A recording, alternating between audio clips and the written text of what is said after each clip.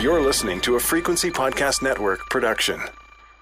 There was once a time which some of us are old enough to remember, when products that were delivered to your home were ordered not through Amazon, but through old-fashioned catalogs. These catalogs could be big, thick books or thin little pamphlets, and they sold you everything. The usual things, of course, from department stores and traditional businesses, but also just strange things. Sea monkeys, X-ray glasses, and the services of world-renowned psychics. It's the last one we'll focus on today, and one psychic in particular, named Maria Duval.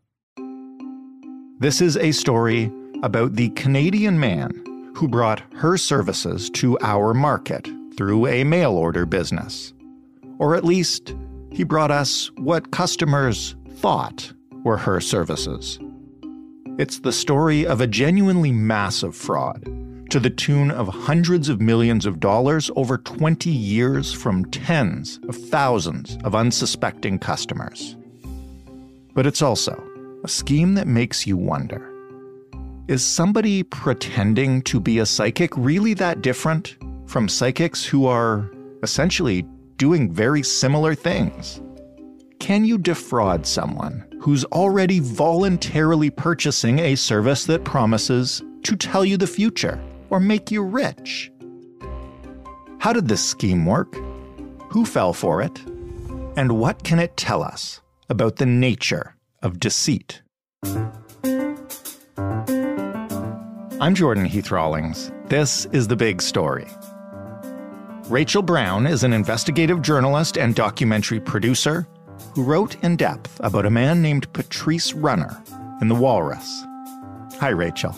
Hi, Jordan. Thanks for joining us. Thanks for having me. It's good to be here. Why don't you start by taking us all the way back to sort of the 1990s, and just to set the scene, maybe describe the mail order sales and psychic craze of that period in general. What the heck was that?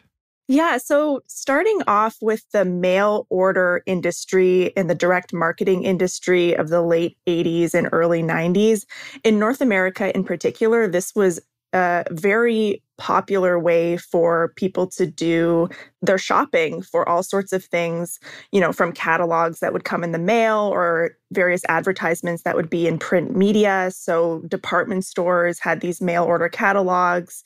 Individuals could send them out to people, small businesses, anyone really could do direct marketing and do mail order as a form of selling all sorts of products. And around this time, mail order sales had reached more than 44 billion US dollars. Wow. In the late 80s, early 90s. And by the early 90s, some estimates show that 1 in 4 purchases were made through the mail.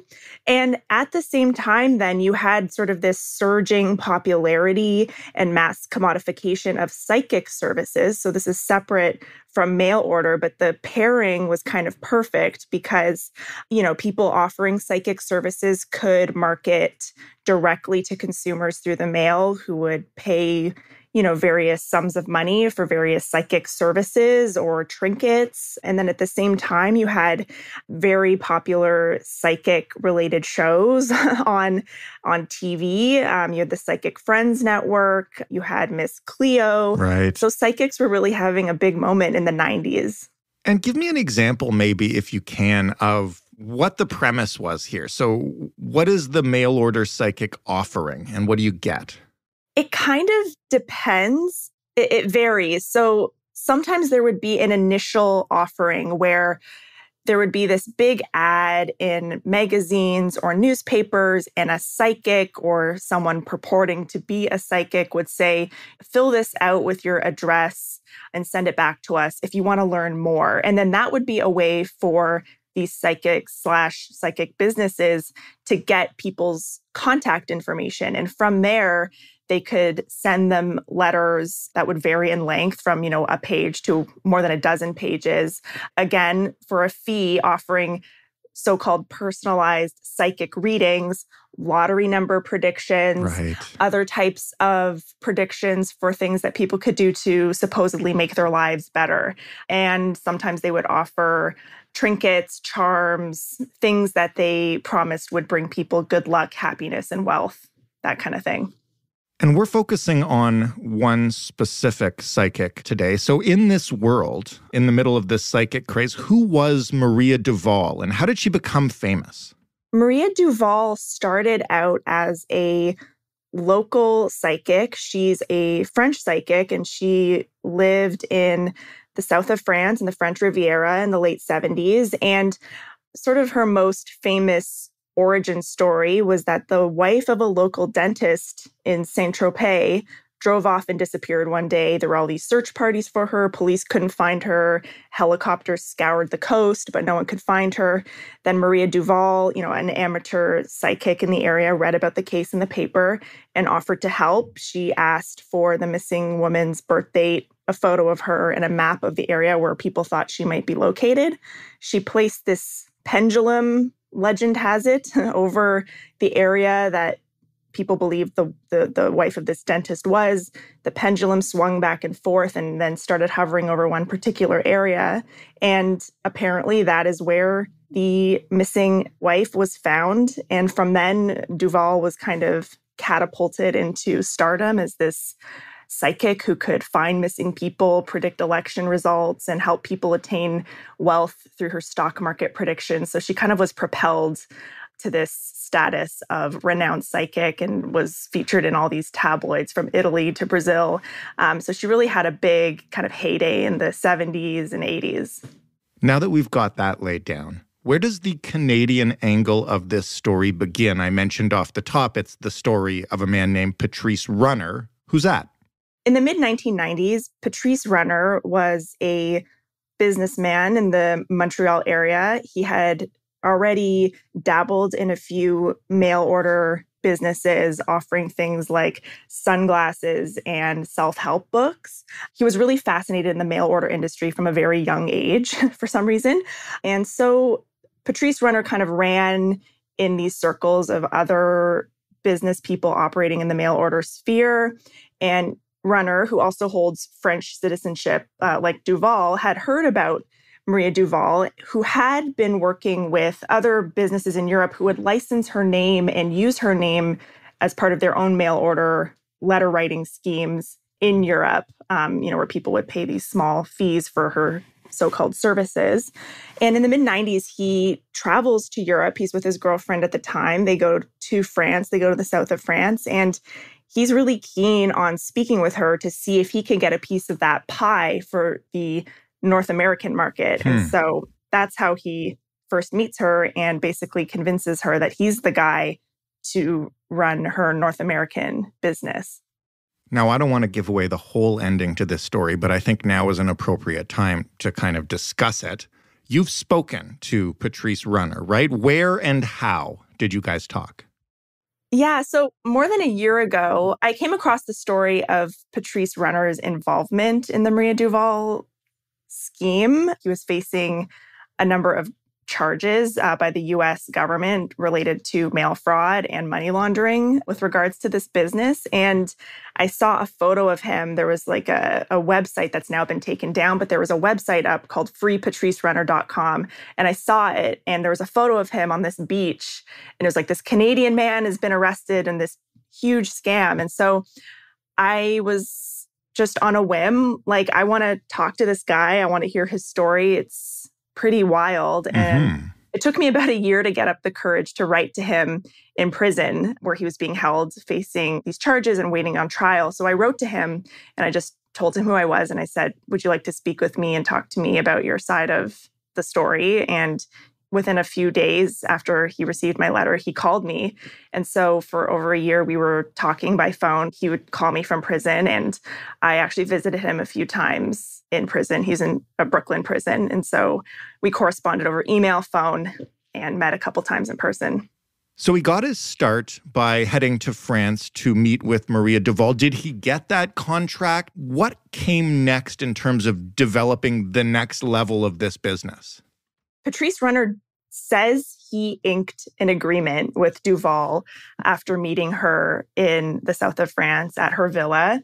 He's never been able to produce that agreement. So it's frankly, it's up for debate as to whether this agreement really exists. He says it does. I've spoken to his ex-girlfriend who was there in one of their initial meetings as well, and she says it did exist as well. But after that summer of 1994, Runner takes off with this plan to use Maria Duval's name and likeness as part of this mail order operation. And he really runs with it, starting with a mail order campaign in Canada and then expanding that into the United States, where it really started to take off for about the next 20 years. So what is, and I know, he's now ended up in prison, so obviously, at least according to the police and the criminal system, there's a crime here. What's illegal about selling psychic predictions? I mean, again, I lived through the 1990s. That was everywhere. I think what the issue is here, and it's something that, Patrice Runner takes issue with, obviously, but what's at issue from the perspective of the U.S. Postal Service and the U.S. government, the Department of Justice, is that Patrice Runner and his company were writing as if they are Maria Duval when they're not. And according to the Department of Justice, Maria Duval had nothing to do with this scheme. I mean, it's sort of a mystery, all of this. But from their perspective, Patrice Runner was impersonating this psychic, using her name and likeness to prey on people who would be vulnerable to these types of promises of a better life, wealth, and happiness. And from their perspective, it was predatory behavior. It was using the U.S. mail system to defraud millions of U.S. citizens. So from their perspective, he was a fraud and he was pretending to be a psychic when he wasn't. I don't say this to try to be cute. Isn't everybody pretending to be a psychic? I mean, yeah. I mean, this is this is something that I've thought a lot about, and I've had discussions with a lot of people about this. Like, there's nothing to prove that psychics are real. Right. There's a lot to show that psychics are fake and, full of BS. But that's not really what's at issue in this case. It's sort of a bit narrower from the perspective of the Department of Justice. It's that it doesn't matter really if psychics are real or not. It's the fact that, according to them, Runner was using the likeness of this person when he's not this person. It's copyright infringement, basically. Essentially, yeah, that's one way of looking at it for sure. And, his lawyer did try to argue that if Runner was convicted of this, it would stifle the psychic businesses of all, the psychic that you see on the corner, all sorts of psychic businesses that you see. He even tried to argue, Patrice's lawyer tried to argue that such a conviction, that this case could have a chilling effect for things like magicians who are carrying out magic tricks. Right. It's based on deceit, and that all sorts of businesses that are based on deceit could be targeted or could come under fire or even accusations of criminal behavior if Runner is convicted. It didn't fly with the jury, but it's certainly an interesting discussion to have. Like, what level of deceit are we all kind of willing to accept in our lives? And what level of deceit are so many industries and businesses based on, Yeah, it's fascinating. And, you mentioned he was at it for about 20 years. You already mentioned millions of people in the United States who bought this kind of stuff. What do we know about what the audience was like and how big it was, especially maybe here in Canada? It's really hard to say how big the audience was here in Canada. I know just based on my discussions with Patrice that they had sort of this initial mail order campaign in Canada, and then it really took off in the United States. It's hard to say sort of at the beginning stages as well how many people saw or responded to those ads that were placed in newspapers and print media. But according to the Department of Justice, and Runner talks about this as well, like millions and millions of these letters were sent out over the years. In terms of the scope of this case, it's more than 1 million Americans and Canadians. I mean, the Department of Justice only cares about the Americans, but more than 1 million Americans, they say, responded to these letters and sent in money to the tune of nearly 200 million US Canadian dollars. In terms of the types of people that were responding to this, again, the Department of Justice says that it's mostly elderly, vulnerable people who are responding to these letters, people who are perhaps less educated, less aware about these types of schemes, and are maybe more vulnerable to scams in general.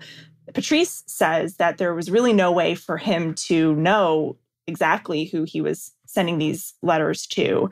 He says it was impossible for any direct mailing company to know who might be elderly and vulnerable. Not every elderly person is vulnerable, he says, but that the clientele that he is aware of could potentially have been predominantly made up of less educated people, those who are more drawn to get rich quick schemes and advertisements, lottery number predictions, that sort of things. But there's also a lot of younger people in general around the world in terms of the European operation, as well as North America, the North American operation. There are lots of younger people, middle-aged people. So it kind of ran the gamut in terms of demographics. But from the perspective of the Department of Justice, it was a lot of elderly and vulnerable people. Can you give us a taste of what, air quotes, I guess, Maria Duval sounds like in these letters? Could you maybe read even just one or two? Yeah, there's one letter that is presented as part of the evidence and part of the exhibits at Patrice Runner's trial. It's a letter from 2013, and in the upper right-hand corner, there's a headshot of Maria Duval, this glamorous, French woman. Mm-hmm. And it's from 2013, and it says, quote, "If you've got a special bottle of bubbly that you've been saving for celebrating great news, then now's the time to open it. In fact, in exactly 27 days, I can see clearly that the first incredible stroke of great fortune is going to bring happiness into your life." And the letter goes on to say that if the recipient of the letter sends in $50, they'll get a number of things like a guide to a new life. I think that's kind of based on psychic predictions, astrological predictions, and then they're going to get a charm with the power to attract luck and money. And that's sort of a kind of a typical Maria Duval letter. Has the real Maria Duval ever spoken about any of this? I mean, surely she could settle the matter of whether or not Runner had permission to use her likeness. So over the years, there have been efforts to track Maria Duval down. And in 2007, actually, and this is sort of around the time, there were questions as to whether or not Maria Duval even existed.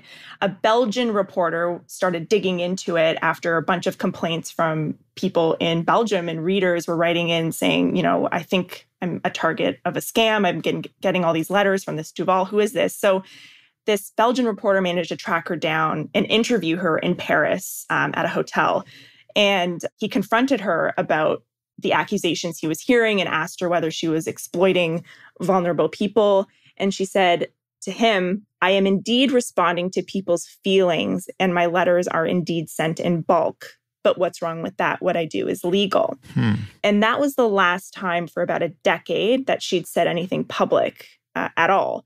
And then a major moment happened in around 2015, 2016. CNN did a deep dive into the Duval letters. Patrice Runner wasn't named at that time. I don't think his name was public at all. But around 2015, 2016, CNN journalists were looking into the letters as well after getting a bunch of complaints from people. And they actually tracked her down at her home in the south of France.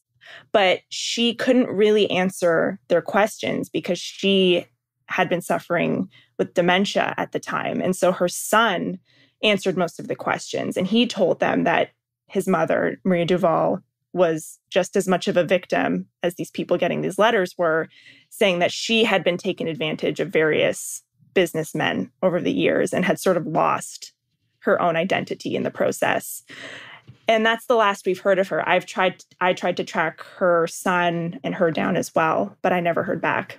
What eventually broke apart Runner's business, scam, whatever you want to call it? I mean, 20 years is a long time. What brought it down?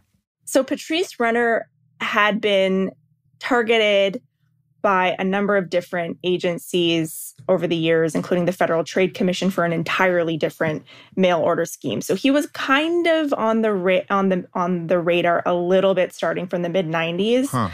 But what really broke the Maria Duval operation in particular was a U.S. postal inspector in the mid-2000s or so just happened to come across one of the companies that Runner operated and kind of noticed some weird financial withdrawal requests that were being denied payment. So this kind of came about just by accident when he was looking into something else.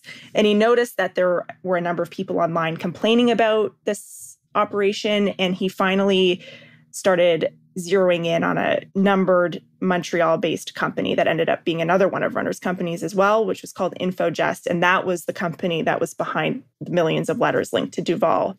So that starts this civil case that's mounting by the U.S. government, and a number of Runner's employees are targeted as a part of that civil suit. And at the same time, within a couple of years, CNN started digging into the letters as well, and really kind of cracked open the European side of the case. And as a result of the civil case, a couple of Runner's employees signed this consent decree, which essentially was an agreement that they would never operate mail order schemes like this again.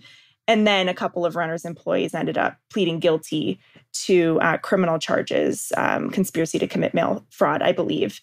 And then over the years, it eventually all leads to Runner. So I think a couple of Runner's employees worked with U.S. prosecutors to build the case against Runner, and he was eventually arrested and brought to trial. And convicted. Runner was convicted in June of 14 counts of different charges, from conspiracy to commit money laundering to mail fraud. Does he have any options now? What's he saying? Does he have an appeal? I'm assuming he maintains his innocence in prison. Runner does maintain his innocence in prison, obviously is upset with the verdict. A jury convicted him. He is going to be sentenced in the fall. There may be some opportunity for some, kind of motions for his lawyers to file different motions between now and then, but it's unlikely that the verdict will be overturned. My sense is that the verdict will stand. He will be sentenced in the fall. Should be noted that, while it may be a bit unprecedented, he could face up to 20 years per conviction. So 20 years times 14. So he'll be sentenced in the fall. And then I imagine down the road, he'll try to appeal it. But that's certainly a lengthy and unpredictable process. And if he'd just gotten Maria Duval's actual signature on a contract, he still could have written all those letters himself or had somebody else do it. There still would theoretically have been no actual psychic poring over each request, but that would have been fine. I don't know. I think about that as well. And I'm not sure. I did talk to Patrice about this a lot. I said, well, isn't that kind of the smoking gun in your case if you're able to have this contract be presented? And it was never found. But even he said that it kind of would be irrelevant in terms of its ability to help him, just because of the nature of the charges and sort of the way that the Department of Justice was framing the case against him, because he and his company weren't her.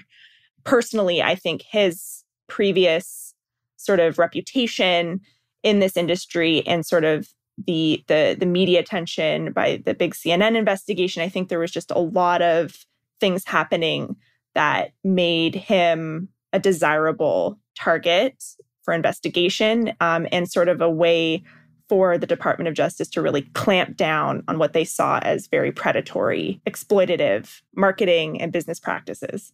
This has been a fascinating story. The last thing I want to ask you is just how it made you consider the big picture of that era of mail order. I don't want to say that they were all scams, but mail order promises through those kind of catalogs. I think everybody, at least my age, remembers reading comics, and they'd sell you X-ray glasses for $1. When we talk about this kind of thing being mail fraud, it really makes me wonder about that whole era and who was getting away with what. It's definitely interesting because this whole case kind of raises questions about the level of deceit in all advertisements. Yeah. The level of deceit in the ways that things are marketed.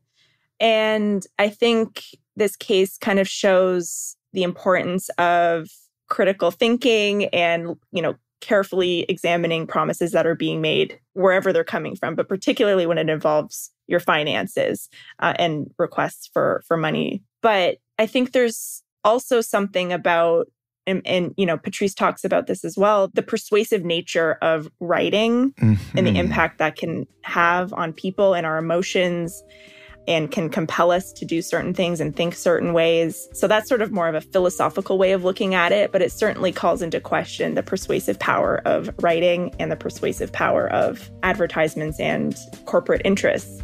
Rachel, thank you so much for this. It's an incredible story. Thanks so much, Jordan. I really appreciate it. Rachel Brown, writing in The Walrus. You should definitely give this story a read. We will link to it in our show notes.